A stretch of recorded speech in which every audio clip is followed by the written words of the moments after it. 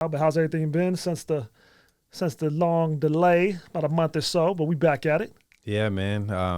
A lot is going on.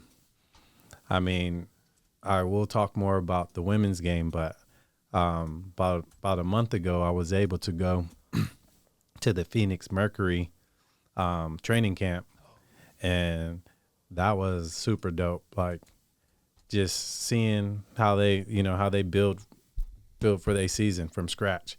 They have for the women's side, they got legends on that team. Diana Taurasi, they had, Brittany Griner.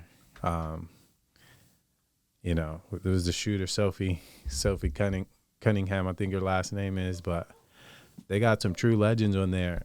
And just to see them up in person close, and see how they actually work, where, like you said, you see them during the games, or if you watch the games, but to see a training camp where it's that's where they build the foundation. And it was just great.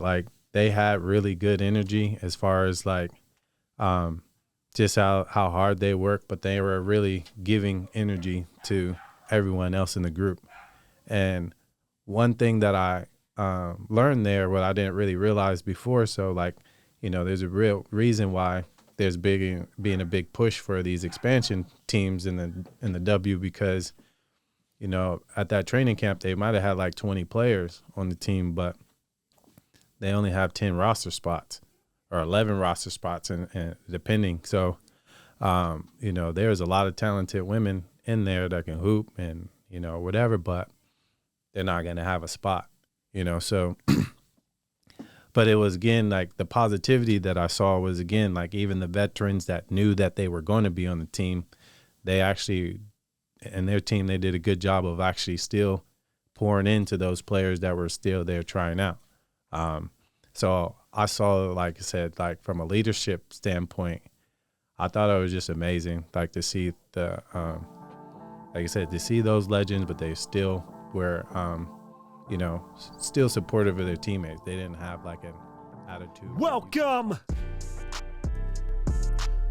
to Game Within a Game podcast, featuring former pro basketball player, trainer, and coach, Marquis Navarre. The podcast that talks all things basketball, but also that game played by us all, that game called life. See, being great at this game ain't easy. It takes parents, coaches, mentors, guidance to navigate the ups and downs. On Game Within a Game, Marquis speaks to the athlete, the student, the player, the parent, the trainer, and fans alike. From connections to making connections, stories and more. Be sure to subscribe on YouTube, follow on Spotify and Instagram, and of course, comment, like, share. Game Within a Game podcast. Game Within a Game podcast. With the one and only Marquis Navarre.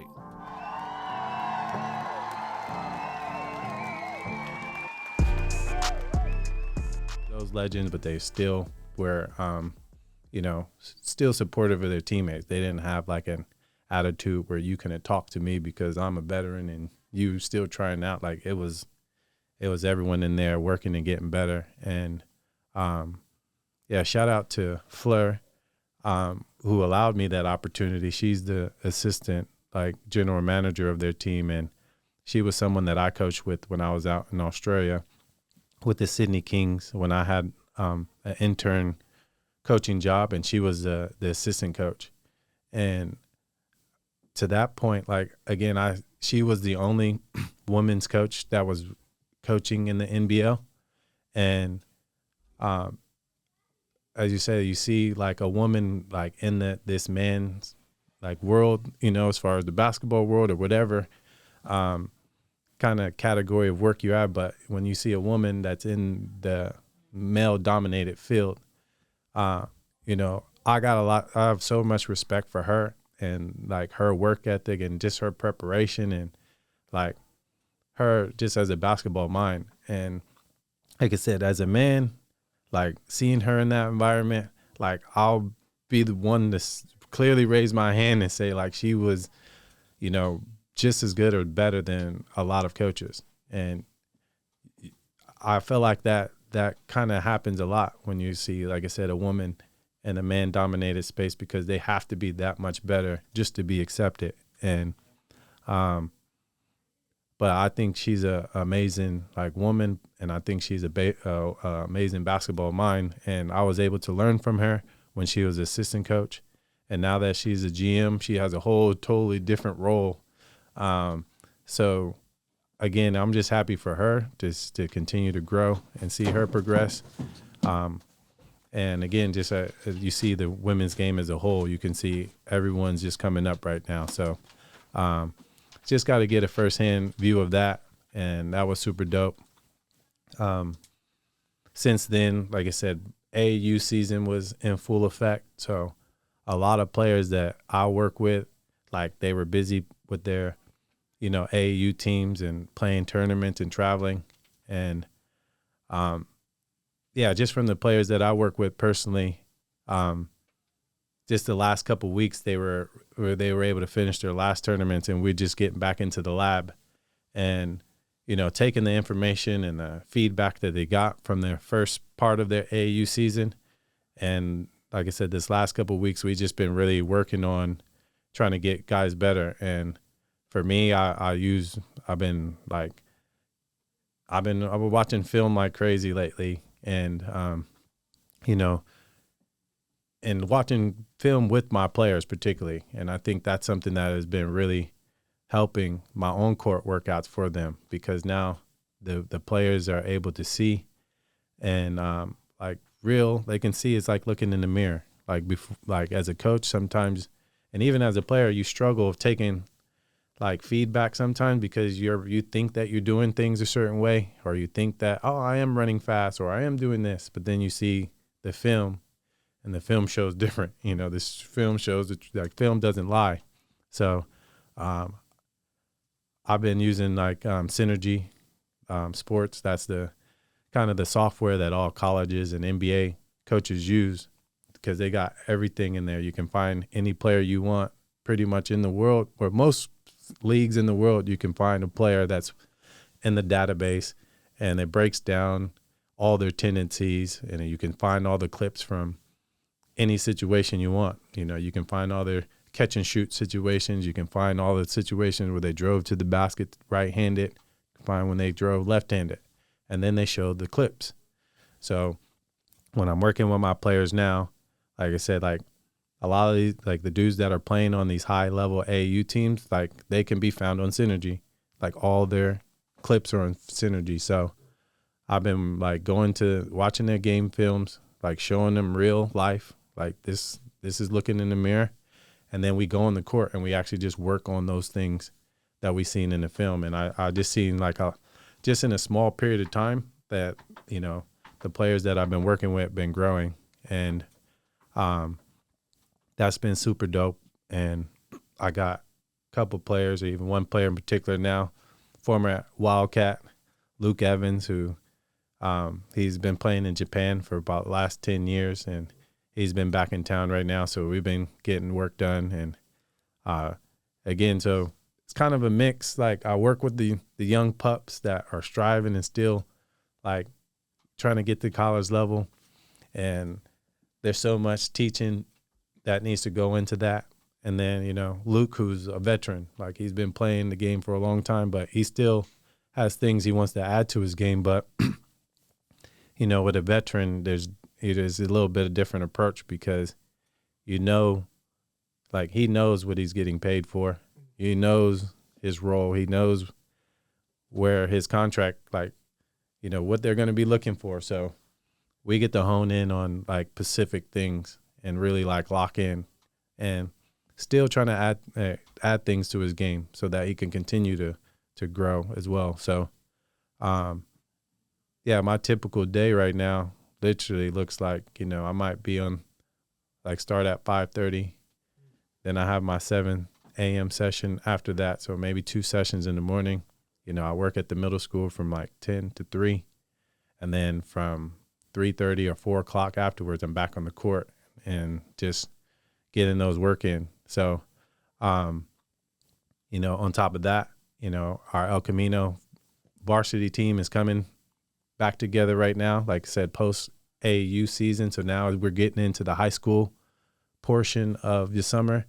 And so there's like 2 or 3 nights a week out of that we've been doing conditioning and just like building the foundation for what we want to do in the summer and next season. So that's been going on as well.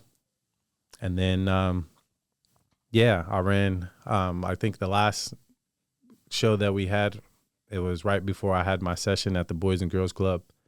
That was, from my opinion, it was a super successful event, and I got a lot of feedback, like positive feedback from that. And again, that was just a super dope thing because it was like a full circle moment for me. Like I just remember growing up, being in that same environment, that same basketball court, and just a kid with a dream, and just being there and having the opportunity to teach the game to the kids that showed up. They brought great energy. They had fun, but they also were challenged. Like I made sure that I taught them something, and so we're looking to continue to work going forward with that. So that's basically what I've been doing, just nonstop. It seems like, and now gearing up for my Italian trip. Tomorrow I'm heading off to Italy to go see my son.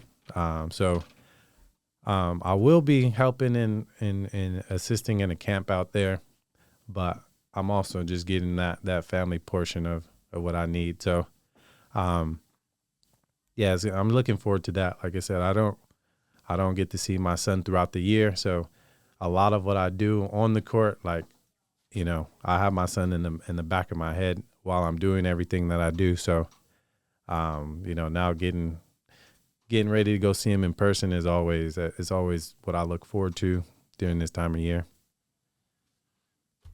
That's what's up, man. I'm glad to hear that. We'll piggyback to the women's basketball, but let's stay right there in that fatherhood lane. LeBron talks about it. Other NBA players have talked about it, but LeBron specifically really put a lot of emphasis on it in his most recent podcast. In the most recent podcast that just started, him and JJ Redick, one episode he talked about sacrifice and how his whole career, his family had to sacrifice, and how they had to somewhat take up for the time that was needed for him to be great, for him to be LeBron. They had to pick up the slack, if you will, at the home, et cetera, et cetera. But there's all types of sacrifices within the game of basketball, from professional to college. Talk a bit about that, and I going to visit your son and the excitement with that, but also that sacrifice of you hustling and getting there and getting to where you need to be career-wise, both professionally and now post-career, training people, and somewhat that battle, as you said, you're always in the back of your mind, but the sacrifice that it takes to be great, and also that battle with you of, and you're saying obviously you're away from your son and things like that, as much as you want to talk about, of course, but just talk about the level of sacrifice it takes, and sometimes the unwanted sacrifice that it takes to keep persevering, because everybody has things that they're going through, especially in the game of basketball, and these young players and even older players maybe feeling frustrated, distraught, defeated, feel like they're hitting a wall because of the many sacrifices that it takes to be great. Yeah, man, again, I feel like sacrifice, it takes so much sacrifice to be successful at anything. Like I said, rather it's the game of basketball or any relationship. I feel like, I think I heard a quote that said, is like, your success is not like necessarily going to come from all the things you say yes to, but more so the things that you say no to. And that just goes into like, you're going to have to say no to a lot of things in order to be able to stay focused on whatever path you're on. And as you said, as a basketball player, as a basketball coach, like, the main sacrifice that that happens a lot of time is your family time, if you want to be great at this game. And like, it's difficult to do that. Like, to prioritize this dream all the time, and knowing that I'm going to be missing out on these relationships they're so profound to my actual life. I think that's why it's super important that, you know, your family and your circle of influence are riding with you on this journey, and they're with you on the journey, so that, again, you're not always have to sacrifice the whole relationship. If they're there with you hand in hand, they kind of get the experience with you at the same time. But even with that takes for them to sacrifice their own, what they want to do at that time. You know, dad might want to stay home and watch the game on TV, but he has to sacrifice and get up and drive you to practice and be there and wait for you and pick you up from practice. So, yeah, there's sacrifices just all the way across the board. And, yeah, like for me, yeah, like it's super tough, like to not be with my son every day or on a day-to-day basis. But I feel like, the way that I handle like these situations is like, you know, there's a quote that, or the way that I coined it now, is just creative challenges. So when you're faced with the toughest challenge in front of you, then again, that's just an opportunity for you to be creative and figure out a way to get out of that, or to keep perseverance, as you said. So I've actually, in a weird way, have found a place of like peace, or place of where I can, like I said, keep going forward and being resilient by, like, when I do feel like, you know, the world is all crashing down because I haven't been with my son, I'm able to rewire my brain and say, you know what, this is actually, you know, our creative challenge. Like, this is actually a creative challenge. Like, this is another way that, like you said, the way that I saw it in my head and the way I wanted it to happen and the way that I say that my fatherhood should look, it's not going to look how I thought it should look. So now it's my time to be creative and how I'm going to continue to still be a father, even though it's not exactly how I pictured it to be. And for me, again, like, it's that give and take, because again, like right now it's the summertime. This is the peak time where if I want to grow my basketball business, my basketball company, this is where I should be right now at this moment. Kids are getting out of school. Kids are free. So I could be on the court all day, every day throughout the summer. But this particular time, you know, I'm sacrificing growing my business per se so I can go see my son, you know. But there has been times the other way, you know, like I said, majority of the year where I am doing the work, I am here, and I was like, I could be on the plane right now and go see my son. But in those moments, I have to say, you know what? I have to sacrifice this time with my son so I can be here and build. So again, it's just like, yeah, sometimes it's a two-way street, you know, and then you just got to be really mindful of how to balance it.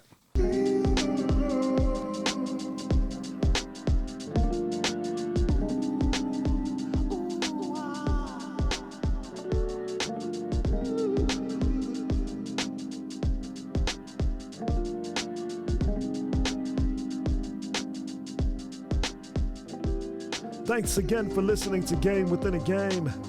This podcast is sponsored by Marquis Basketball. Visit Marquis Basketball on Instagram at Marquis Basketball or call 760-213-4936. If you're a basketball player that wants to improve your game and take it to the next level, or a parent seeking to have your child learn the game the right way, Marquis Basketball is the place to be. The place to grow, the place where basketball dreams become a reality. Message Marquis on Instagram at Marquis Basketball or call Marquis at 760-213-4936. Marquis Basketball, coaching and training for the next generation. Women's basketball, intense right now. A lot of eyeballs on it. Some people attribute that to Caitlin Clark. Others attribute that to times changing. Some people are happy about it. Some people are upset about it. Your thoughts on the whole Caitlin Clark situation, how people are handling her? And is there any difference from any normal rookie situation on the male side? Mm. Well, I'll just start off by saying that, again, I'm loving to see the growth in the women's game and the attention that they are getting. And yeah, so, but as far as like who gets the credit or who gets that, like, again, I think, Caitlin, she's the face right now. And I think usually, like, when you're building a storyline, you create a main character, and then you create villains, and then you create all the people around that. And at the moment, she's kind of getting that, star role of the movie, per se. And I think, yeah, that's what in a sense, that's what the women's game need. They need to build these storylines, because I think even in the NBA side, you can see how you can correlate the growth of the men's game once they started doing all these reality TV shows and all these, like, you started to learn, like, they created all this drama around the sport, to where it's like now it's a reality TV show, but then this person is an athlete, so, me personally, I'm not really a fan of the whole, because I'm too basketball. Like, I'm too basketball coach. I'm too basketball player. Like, I've never been too, like, good at being a basketball fan, because, like, basketball fans buy into all of these narratives that they put in the media, So, like, I don't really get too deep into all of the stuff as far as, like, that part of it. Like, I see the importance of it for them to just create visibility around the game and get more eyeballs watching the game. But like I said, I'm just too basketball. So, like, judging how the media plays it and how they do things, like, I just spend very little time, like, diving deep into it. I just see, like, right now they're talking about it, and, like I said, in some coins of life, they say, no publicity is bad publicity. So the fact that they're talking and they're getting attention around it, like I said, I'm loving that. But as far as, like, who's good, who's bad, who should get the credit, who should this, like, I can care less. Like, I'm too loyal to the game, and that's men or women, to just give all the credit to one player. Thanks again for listening to Game Within a Game podcast. Be sure to stay tuned till the end for post-show talk with Marquis Navarre.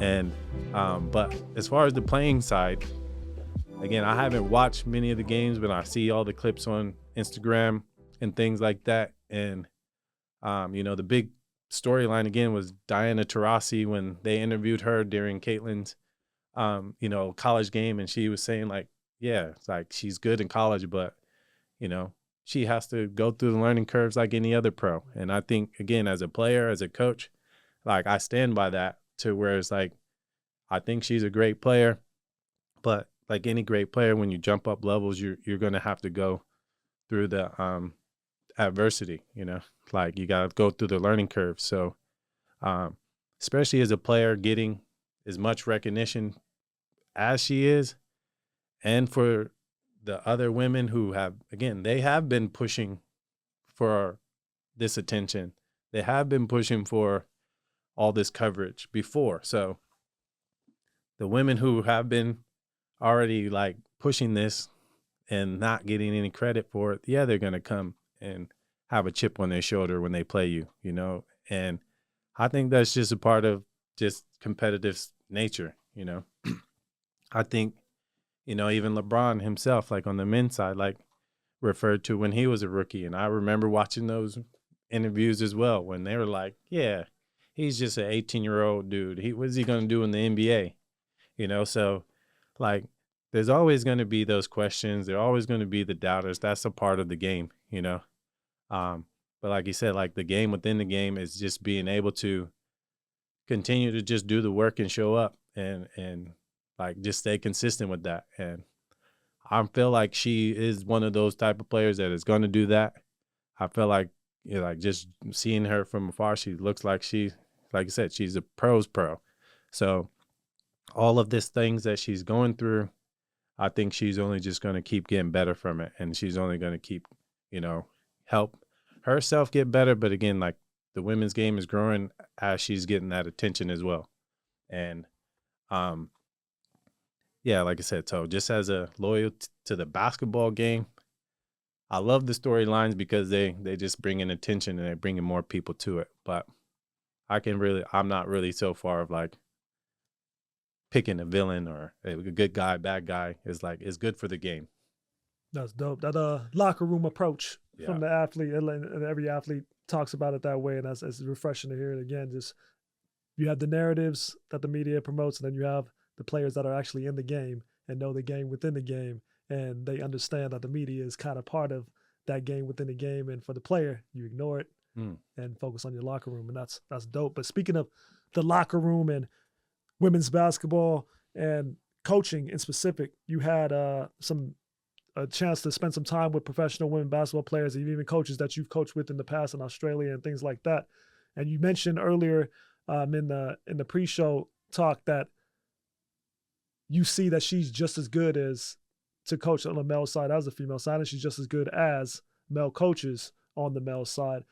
What do you think is the difference or the separation there when it comes to hiring a female coach on the men's side? Is it a locker room thing? Is it a male chauvinist thing? Is it a relatable thing? Like, what do you think that disconnect is?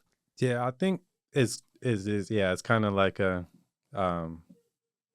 like just a familiar thing. Like I said, I think like I said, most men that are going to get a job, they're going to get a benefit of the doubt because they were either a former player, and that's kind of how they get their introduction in. And like, again, a woman player, like even if she was a player, just majority, like masses of men are going to like compare that. Like, what kind of athleticism can you teach me compared to what I have, But again, I just think that's just ignorance, because again, at the end of the day, when it actually even really comes to coaching, it doesn't really matter if you were athletic or not when you're coaching. Is like, do you actually understand what your athlete needs? And I think, like what I've seen from Fleur and I've seen from other women is like their attention to detail to the person. Like they're actually looking at the person and saying like, what did this person need? And they're full-fledged, like invested into like finding those solutions. And I think, again, like sometimes there is a little side eye. There is moments where it's like, here, this woman saying this. But again, great players, great whatever, you're going to take in like the information. If it's the right information and it's going to get you better, you're going to take it from wherever direction it comes from. Now, like players who are not, like, don't have greatness or have great qualities or not striving for greatness, they're going to try to find reasons to like, not listen to you or something like that. I think, and then not to say not all the NBA teams don't have greatness, but, like one of the like main franchises that has been known for the last 20 years for greatness is, the Spurs, for example. They were the first team to hire a women's coach because they're like, it doesn't matter who tells you this information. If she has the right information, you're going to get better. So I think that like I said, that attention to detail, that understand that preparation that they have because of the attention to detail. Like, I don't think there was nothing that passed Fleur. Like, she had all the bases covered. So again, that's for me, that's just a sign of, like I said, a great coach, because they're thinking about even when things are working, they're already researching like, how are we going to get stopped? Like, and they're already coming up with the solutions before they happen. So being proactive and again, just another thing on the other side was like where, again, I saw how having that female touch sometimes really helped the mood of the team because, again, we're all men, we're all testosterone, we're this and that, or we're all focused on winning. And then sometimes there was just that bit of like feminine side that really like make you calm down, put your shoulders down a little bit, you know? Like I've seen her like certain times where I, as a coach, am looking at the player like, man, why you all so out of shape? You know, why you over here huffing and puffing? And then her reaction would have been just grabbing a cup of water and handing it to that player. And it's like, well, observing that from my point of view, I'm like, you know what? That was actually like, maybe that's actually what the player need. And because I was so like male driven or whatever driven, I was like, nah, it's about the task, and you either failed or you succeeded. Like I can care less of if you had with the right fluids or anything in you. Did you do the job or not? So I just saw that, and I just saw how again that helped some of the players who were so used to being like in their head a bit or pretty stressed out about performing well.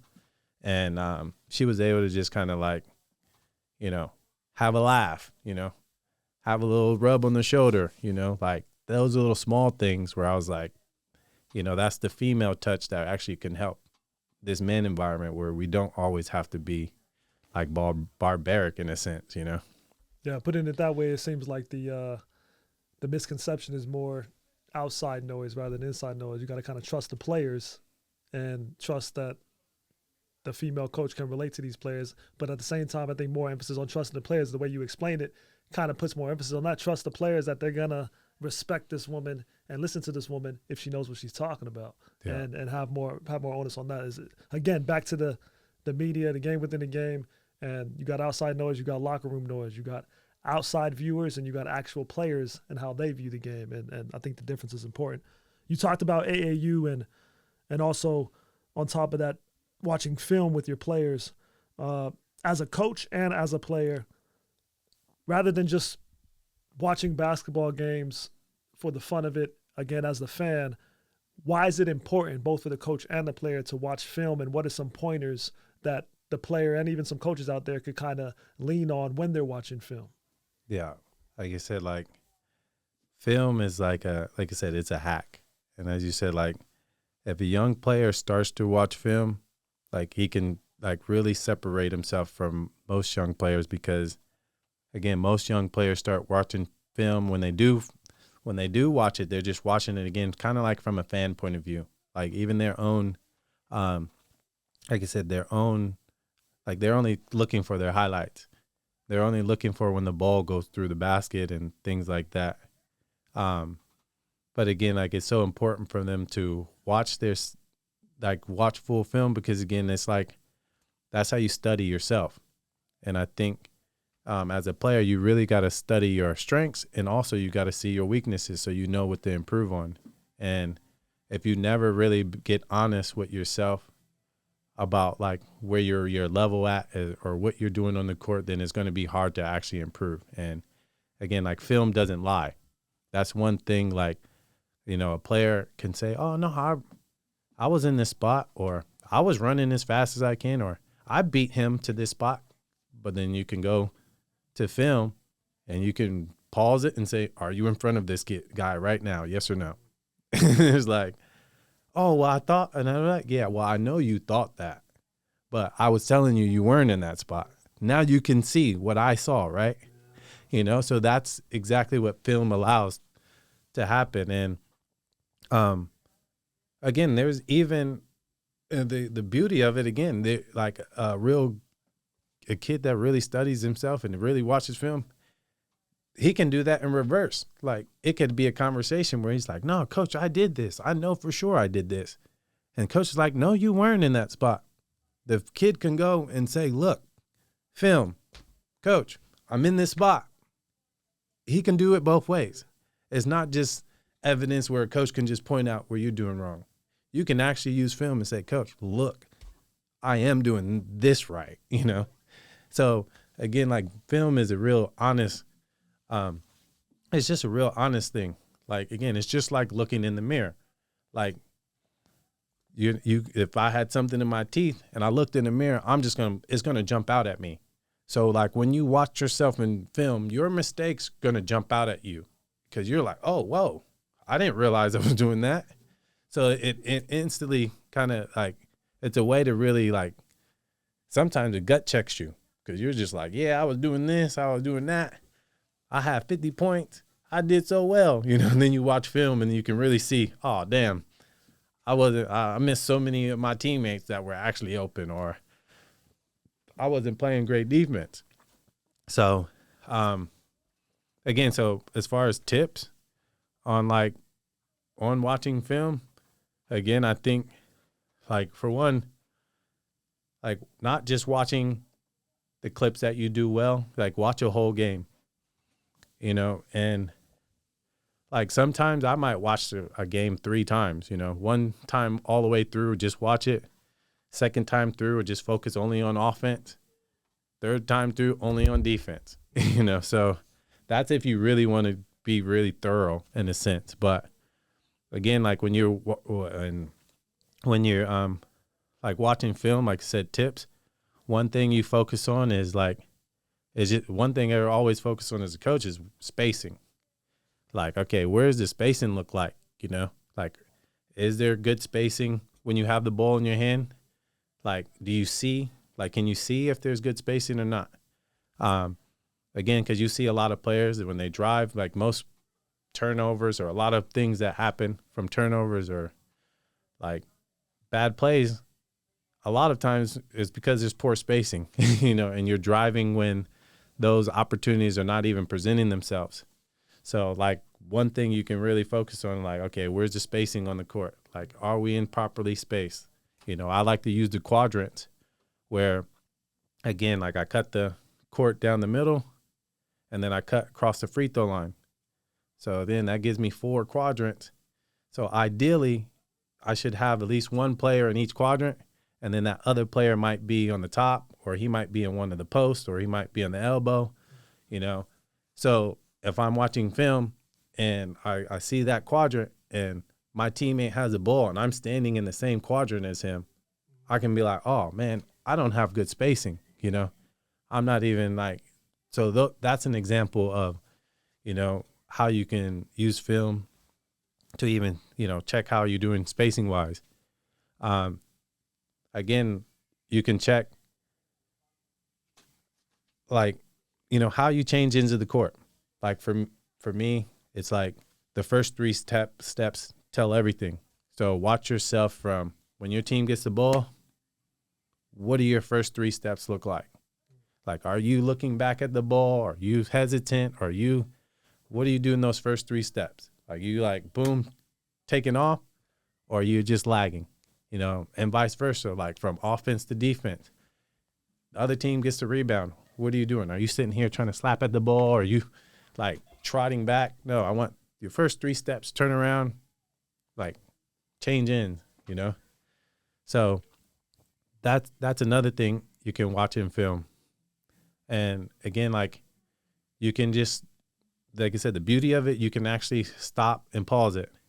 So again, you can be running, like you're like watching the plays that you run, and in every frame, like the ball goes here, pause it, you know, defensively, like, am I in the right spot defensively? Like as it's paused, like I'm on the weak side. Did I move as the ball moves? So those are things like defensively, like, are you in the right spot defensively? Like when you guard the ball and the ball moves, are you moving when the ball's in the air? Or do you wait till that other guy catches it and then you move to your spot? But yeah, like I said, like those are things that you can like look at in film. Like I said, start with the spacing, understand if you even have good spacing, how you can fix your spacing, and then your decision making based off of that. Like, am I driving to the right gaps, or am I driving into the gaps where there is no spacing? And then again, you can find like I said, I like pausing the like in certain frames so I can see, oh, this is a shot that I shot, but now that it's paused, what are the other options that I can see that are available? You know, like, wow, there's a teammate wide open in the corner. Maybe I shouldn't have shot this. I should have passed that, you know? So, yeah, just another example there. It's time for Marquis Reacts. That time of the show where we look at a few videos on YouTube. Marquis gives his thoughts, reaction. Marquis Reacts.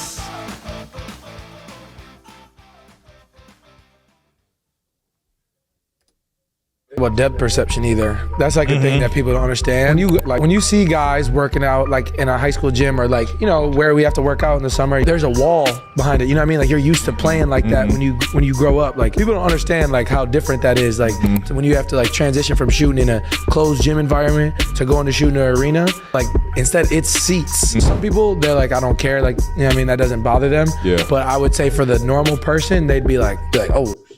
Man, that is a game within a game tip right there, or just understanding. Like you have to actually been in this game to actually understand what he's talking about right there. Because, again, even as a player, I grew up, I didn't really realize all this until, like once I got to college, it made a lot of sense because even in our conference in the Big Sky where, again, we got Weber State. They had a shooting gym. And again, I didn't know what it was until I was just at shoot around at Weber. Because I'm shooting and I'm just like, whoa, I can't miss in this gym. Like, what's going on? And I'm just like, I'm feeling good. So then, like, somebody really explained this concept to me. Is like, look, like from like their basket is here. And the stands are like right behind it. So again, there's not much room. It's like from where the basket is to then where, like I said, the border of the court starts. So it's like real close and tight knit in a sense. But then we had Iowa State. And most times our road trips, like, because like Utah and Idaho are like right next to each other. So we would go from Weber to Idaho State, you know. Now, Idaho State played in a football arena where they put a basketball court down. So again, like Weber, it was like, yeah, this is where the court starts and this is where the rim is. But then now the next game is like the basket is here and the wall's way far away. It's not even bordering the court. And again, for some, like, because of physics or science, like you can't, like the way you perceive the rim is different. Like it seems a lot closer and a lot easier to judge when the border is just right behind the basket. Now, like I said, when I played in the stadium situations, like also, like I said, Northern Arizona, they played about on a basketball court in a football stadium. So again, for some reason, those gyms, I'm shooting it and the ball's long. Or the ball is just everywhere. And I'm like, yeah, my perception's off. I can't figure out where the basket is at. Like I'm shooting my normal shot, but it's going long. So, yeah, you saw in the bubble, I think in the bubble they had like all the teams were breaking records for all the shooting percentages and everything. And you seen in the bubble, like I said, they just had the fake fans or the props right behind the court. And so as soon as I seen people hitting, I was like, bro, it's just because I was telling all my friends, it's like, it's the depth perception. That's why no one's missing in the bubble. Like, because the court is just right there. So, yeah, like I said, that's a real, you have to actually been in the game and in these environments to really see that. That's something to think about for young players. Is there just from being a young player to playing in those environments, in retrospect, is there a way to prepare for that, or you just got to prepare for it when you get there? Yeah, like you said, you just got to really, only way to prepare for it is just going through it in a sense. So I guess as a kid, like the more, like if you can get different type of environments where you can get in the AU tournament where like this one, the basket's here and that. But yeah, it's hard to really train for that unless, again, like the environment actually presents that to you. I have a hard time watching high school kids play or younger kids play because they're more talented than ever. They're better athletes than ever. They can do more things than kids 10 years ago, 15 years ago, 20 years ago. But they're not better basketball players because this coach or that coach has them playing 6 games on Saturday and they practice once that week. It's totally opposite of what they do in Europe, where you will practice 6 days and you will play once. So you wonder why all these kids coming from Europe, they say, well, why are they so fundamentally sound? Why can they all dribble? They can all pass. They can all shoot. Doesn't matter whether they're 5'10 or 6'10 because they practice. They don't play games. Here, it's all about how many games are we going to play. Major problem number 2. Every kid hires a trainer, like 2-3 hours a week, and they have all these drills, though. They can do that, and they can do all these great things with the ball, one-on-one. The minute you put 4 other players out there and somebody playing defense, they look like they just saw a ghost, right? I was just having this conversation with Coach Derek today, because again, I agree right here with Coach here because, I grew up, or I was just I grew up here playing, and I feel like when I grew up here and I was playing, like I said, coaches taught the game a certain way, and the short way to sum it up is like they taught you how to play with the team first, like how to play in the team. And then now, like I said, then I go to Australia where they're teaching the game like very, like in my opinion, at first was like they're really robotic about how they teach. Like because they don't have that, just like the athletes in this, they're really teaching it like bit by bit. And they're not skipping steps because they're not depending on someone just being athletic or just being able to outrun someone. They're really like, I got to teach you A, B, C, D, E, F, G, like all the way through. And it can be pretty boring for some players to learn that way. But again, like me and Coach Derek were talking today, it was like, the Team USA right now are playing in like a Euro Cup right now or something, and they just got smacked. Because, again, the same concept that he's talking about here, I was like, like you said, everyone's getting a trainer where it's one-on-one and they're really working on one-on-one moves. So everything that they're learning is like, how do I just beat this guy in front of me and then I'm just going to go shoot it. But the European countries and other countries overseas are still teaching like the team concept to start off with. So instead of teaching you one-on-one, you're learning 2-on-2 concepts, 3-on-3 concepts. Like that's how they build it up before you even get to 5-on-5. So first you're learning 2-on-2, 3-on-3, 4-on-4, 5-on-5. Because again, like the thing with one-on-one training and just training by yourself again is like it's not game relatable because again, like in a game you have a decision to make. Am I going to shoot this or am I going to pass this most of the time? In a one-on-one situation, you're only going to think shooting. You're only going to shoot that ball. You're never going to pass the ball in a one-on-one situation. So that's what you see. You see that the skills that the moves one-on-one are better than ever before. But the move, like doing the move and understanding where my other teammate is going to be after I make this move is at an all-time low because again, that's not how we're developing players anymore here. And I'm not going to say that all trainers I wouldn't even put all trainers in that boat because I think there is including myself and other trainers I know, like where we try to do our best to teach the whole, even in a one-on-one situation. So sometimes you might put props on the court to simulate, okay, there's actually someone else here. So you can't really, it's not realistic for you to do this move here because someone will be in the help side there. Or, yeah, even if you just talking the players through that scenario though, like even sometimes you might not even be able to simulate it, but really talking the player through like, oh, that's where the weak side is going to be. This is where your other teammate's going to be, and incorporating that into your one-on-one because, again, like all the other countries they're just passing to each other. They're teaching when this person drives, where are you supposed to move? And that's the game of basketball right there. Like it should be like when one person moves, the other 4 players have a spot that they should move to accordingly.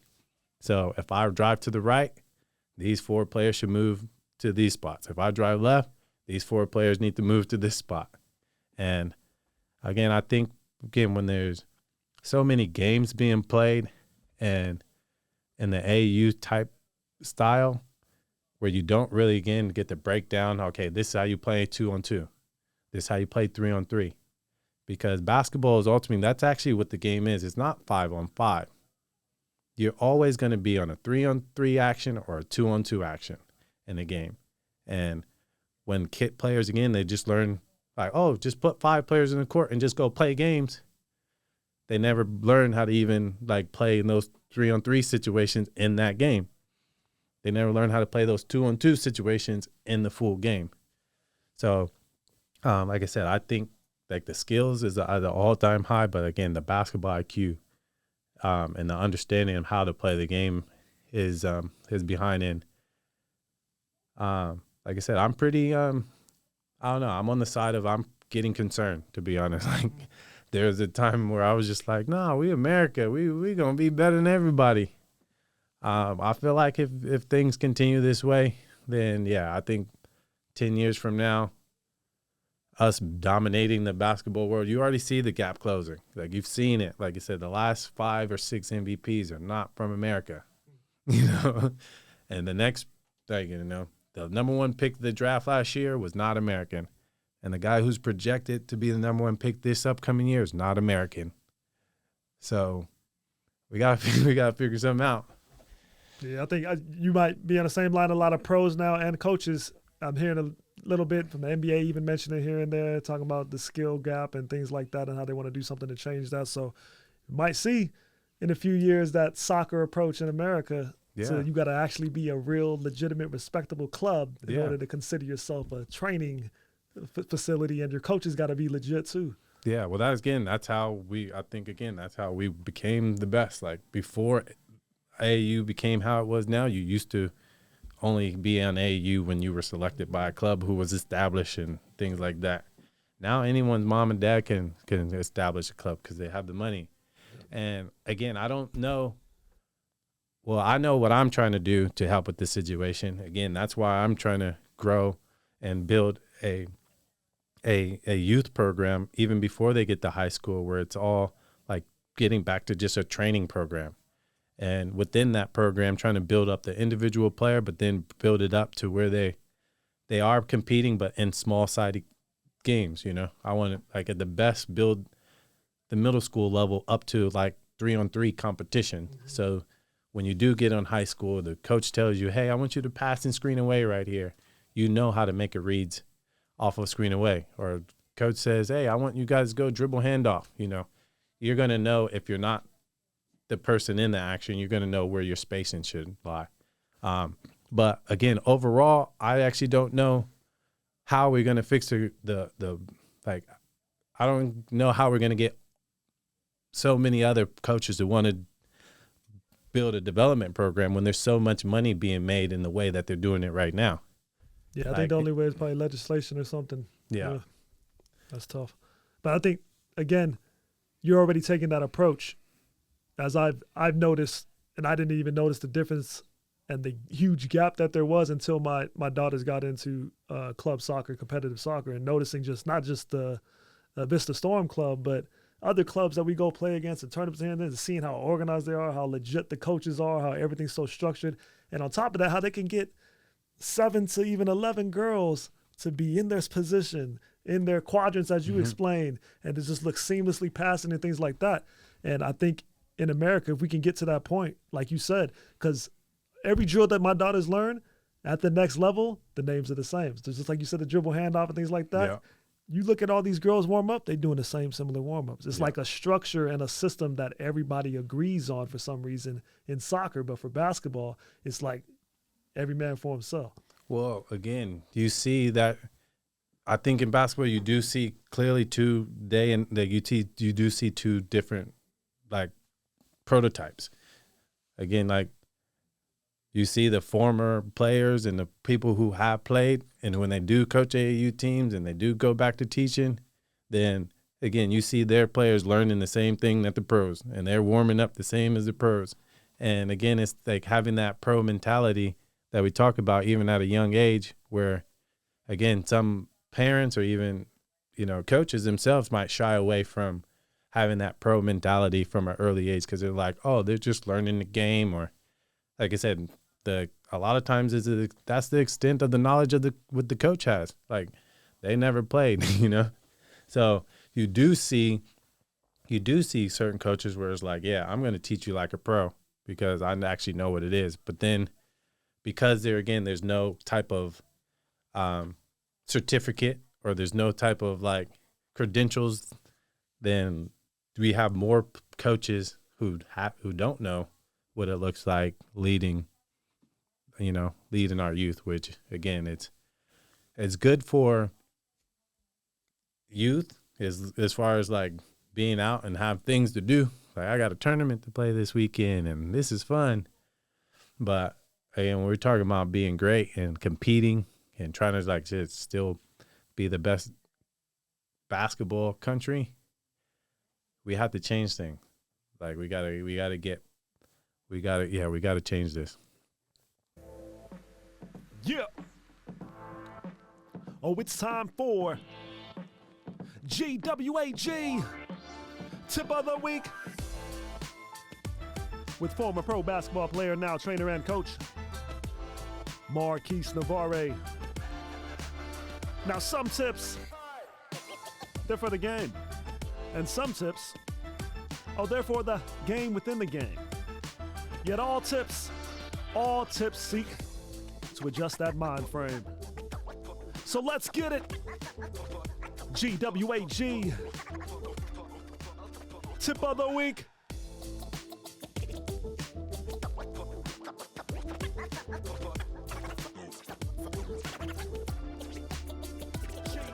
GWAG Tip of the Week.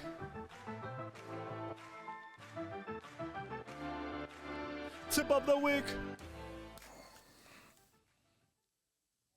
All right, for this tip of the week, this is about conditioning. And again, this is the summertime.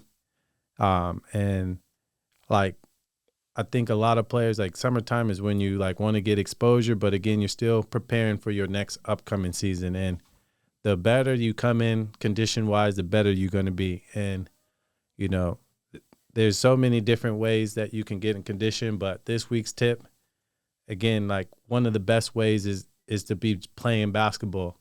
And one of the biggest tips is when you're playing pickup basketball or you playing in your high school practices this month or you have games this month, pick up the ball full court every single time, no matter what.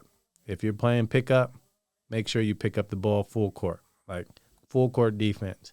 Again, if you do that throughout the whole summer, that's the best way you can actually condition yourself because you're actually getting your condition in a real basketball way.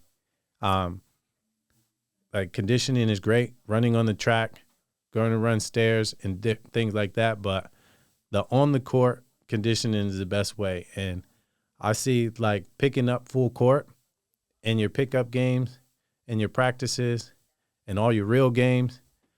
All of those are going to accumulate and they're going to add up over the summer.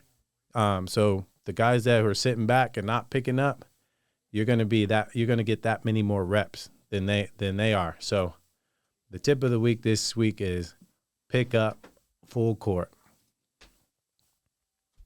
Excellent. Any closing thoughts for episode 17? Game within a game, had a really dope conversation, but any closing thoughts on either women's basketball, film, or AAU, everything that we talked about? Your thoughts? Well, again, I know AAU is kind of like, it kind of has two parts where it leads all the way up into June. And then from June, you go to your high school teams and then you go back into AAU the following, in the month of July. So again, like, just remember where you want to be in the next season. All right, so the summer is your development time. So rather you are on playing AAU or you just training, like, make sure you have your plan and you know exactly where you're trying to get to. And again, with your, some players, your roles are going to switch from what you were just doing on your AAU team to what you're about to do with your high school team. And then you might have to switch back from your role that you have on your high school team when you go back to AAU. So just make sure you're prioritizing, like, what's going to make you stand out and what's going to make your team win, regardless of what your role is, because that's how you're going to develop as a player. Like, overall, maybe one team, your job is to defend. And like I said, be that guy who picks up full court and wears the ball handler out. If that's your job and your role, like, bring that to the table, and you might go to your other team and they say, well, now we want you to shoot the ball, so work on that in real life games. So regardless of what roles and what team you're playing, just understand whatever role you're given or whatever opportunity you have, it's a chance for you to really develop your game. So if it's a role you don't like, still work at it like as if you love it, because basketball is like an endless jigsaw puzzle. Like, you can never really figure the game out 100% and tick all the boxes. So but the more you work on different roles and you excel at different roles, you can tick more boxes than others. So that'd be my thing. Just really honing in on your roles, regardless of what team you're on or what program you're in, and just being a star in your role.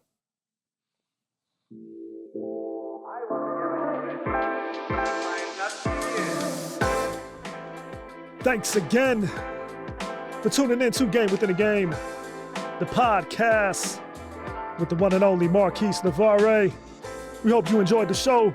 Please be sure to click, comment, subscribe, and share at Game Within a Game Podcast on Instagram, Spotify, YouTube. Thanks for listening.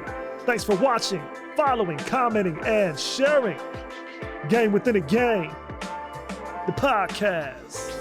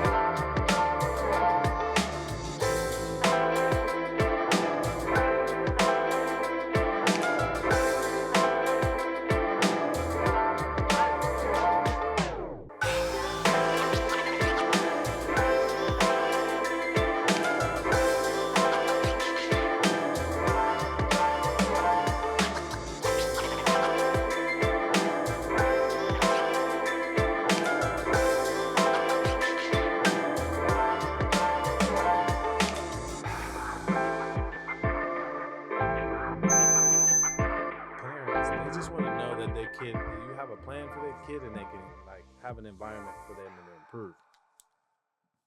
Talk about that environment to improve post-show. I think Marquis.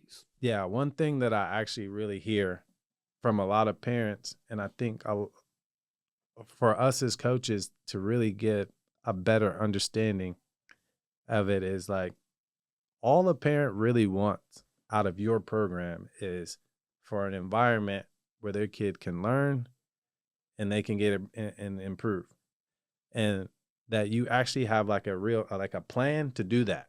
Do you have a plan, and do you have actual vision for my child?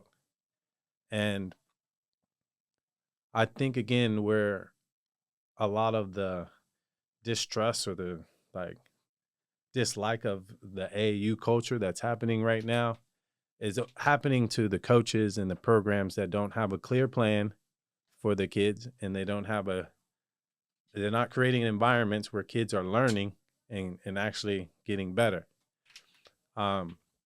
So to the point of like, how do we fix, the U.S. basketball culture, or how we again, it's for coaches to create an environment where players can learn and actually know that what they're learning. It's like school. You got to have a curriculum as a coach. Most coaches don't have a curriculum. So then they don't know how they're going to grade you, or they don't even know how they're going to judge you. So then it's not really clear on the player of am I getting better or not? And I think for us coaches, just challenge all coaches to get better at their processes and really develop a A to Z way to get players better. So that when you do have a player in front of you, regardless of where their skill level is, you have a real curriculum, or you have something to go off of. So if they're doing well, you can show them hey, compare, this is where you're at, this is where you actually stand. Or if they're not doing well, you can say, hey, this is where you actually are, but you got to have hard evidence. I think there's too much that's why the word politics gets tossed around so much, because then when you don't have a clear plan and you don't have a curriculum and you can't show parents and players oh, this is actually where you line up based off of what I'm teaching you, then they're oh, you're just playing favorites, or you're just playing the politics game. But if you really have oh, well, I have these 3 shooting drills and I put all my players through these 3 shooting drills, and based off of all these kids, your child ends up in the middle of the pack. That's way more powerful than just when the parent is wondering oh, why my kid can't shoot. Why you get mad at my kid for shooting and you don't get mad at that kid for shooting? It's well, I can show you my shooting chart this is how I grade kids. I test them in at practice. I say, okay, do these drills. And if they get this percentage, then you get that much leeway in the game, for example, instead of, a lot of coaches are not able to show that to parents. So it's always a he say, she say, oh no, he's just not good enough. And the parents are okay, well, why am I bringing him to you? I'm actually bringing him to you because I thought you created an environment that was going to make my kid better and they were going to learn. So, again, that's just a thing that I really see. Like I said, I'm from the parents' point of view, because again, I think, the parents get the short end of the stick a lot of times because they're complaining all the time, but they're the customer. And like I said, they're ultimately, they're who we work for. We can't actually do what we do if we don't have parents bringing their kids to the gym. So at some point, again, you have to take that criticism in as a coach and figure out, okay, well, how can I actually be better for my customers? How can I be better for the people who are coming into my program? And that, again, that's creating the right environment. So I see so many parents are, they follow the AU line because that's what everyone's doing. And then they run into these problems. And again, a solution, you don't need to create an AU program. You can create a skill development program and say, look, I have one place that your kid can go to and they will learn, they will get better at this sport, and they will have a place. Like I said, they will have an environment, they'll learn and they'll get better. Opposed to hey, come sign up for my team, give me all this money to travel, make sure you pay, your hotel fees, pay my fees, pay the parking fees, pay all these fees, and then still wonder if my kid getting better or not, So we can really eliminate that stuff to create more in-house training programs. I feel like parents will enjoy that because it eliminates driving around from, city to city. It eliminates a lot of the costs that go into this stuff. And most players who are dealing, they're not at that level where they should be even traveling and investing all this extra money into the game. They should just be having, again, a space where they know I can show up it's a great environment, and I'm gonna improve. Yeah, I think that's beneficial for both the parents, player, and the coach, because accountability kept popping in my head when you talk about communicating. And I think for the parent, without playing a guessing game, the coach breaking down where they are in the depth chart, what they need to work on to get higher in the depth chart. When that kid's at home or whatever like that, the parent's not just yelling, go outside and practice, but then they'll specifically like, hey, you are here, son, or you are here, daughter. Like, the coach says you need to work on X, Y, Z. Let's go work on it. Let's do it. He told me we can do this. He gave me this sheet that says we can do these drills to make you better. And I think that also will make parents more comfortable as their kid is practicing. Make parents more comfortable if they see their kid on the bench and not playing as much in a specific game, because they can now look at the game and be like, hey, there's more big man in this game. I know my son or daughter is more of a transition player, a little shorter. That's probably why. So I think the way you explain it is perfect, because it helps the parent feel more comfortable, because they are spending money on tournaments, parking fees, and all that. The only reason I know that because it's soccer. It's just crazy. But again, the coaches do communicate in that space. Even when the child doesn't make an all-star team or a club team, they'll call the parent, tell them why they didn't make it, tell them straight up that they didn't make it. You don't got to find out online or nothing like that. Or, hey, your kid's just not good enough. No, they help you. And then, like you just said, there's a system. There's a training sessions, and then this is where they actually practice and get it in. I think that's perfect. Yeah.